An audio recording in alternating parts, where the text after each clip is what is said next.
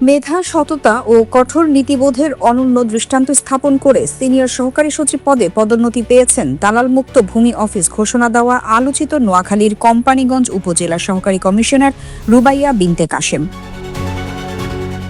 গতকাল মঙ্গলবার জনপ্রশাসন মন্ত্রণালয়ের উপসচিব আমিনুল ইসলামের স্বাক্ষরিত এক প্রজ্ঞাপনে সারা দেশে একযোগে 264 জনের সাথে তার এই পদোন্নতি প্রদান করা হয়।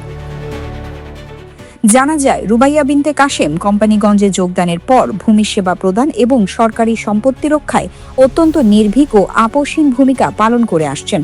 বিশেষ করে অবৈধ দখলদার উচ্ছেদ এবং দাপ্তরিক কাজে স্বচ্ছতা নিশ্চিত করতে তিনি ছিলেন অনড়। কোনো ধরনের প্রভাবে নত স্বীকার না করে নীতির প্রশ্নে অটল থেকে তিনি সাধারণ মানুষের আস্থার প্রতীক হয়ে উঠেছেন। 7 মাসের দায়িত্ব পালনে তিনি 108টি ভ্রাম্যমাণ আদালত পরিচালনা করেন, যা ইতোপূর্বের সকল রেকর্ড অতিক্রম করেছে। এছাড়াও কোনো প্রকার অবৈধ লেনদেনবিহীন প্রায় প্রতিদিনই মিসকেস সহ যাবতীয় সকল সমস্যার সমাধানে সেবা প্রদান করার রেকর্ড গড়েছেন রুবাইয়া বিনতে কাশেম।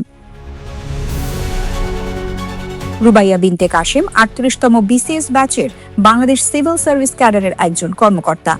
তিনি চট্টগ্রামের রাঙ্গামাটি সদর উপজেলা ভূমি অফিসের সহকারী কমিশনার হিসেবে কর্মরত ছিলেন এবং পরবর্তীকালে বাগেরহাট জেলা প্রশাসকের কার্যালয়েও দায়িত্ব পালন করেছেন। সর্বশেষ গত 17 আগস্ট কোম্পানীগঞ্জ উপজেলা সহকারী কমিশনার হিসেবে যোগদান করে আলোচিত হয়ে ওঠেন দালাল মুক্ত ভূমি অফিস ঘোষণা সহ বিভিন্ন কার্যক্রমে। তার এই কঠোর নীতি নৈতিকতায় অফিস ও অফিসের বাহিরে থাকা দালাল চক্রের সদস্যরা গভীর ষড়যন্ত্রে লিপ্ত হয়ে নামে বেনামে তার বিরুদ্ধে লিখিত অভিযোগ করেন তার অধীনস্থ বিভিন্ন দপ্তরে। অবশেষে সকল ষড়যন্ত্রকে উপেক্ষা করে সততার পুরস্কার হিসেবে পদোন্নতি পেয়ে সিনিয়র সহকারী সচিব হলেন চট্টগ্রামের এই লেডি অফিসার রুবাইয়া বিনতে কাশেম।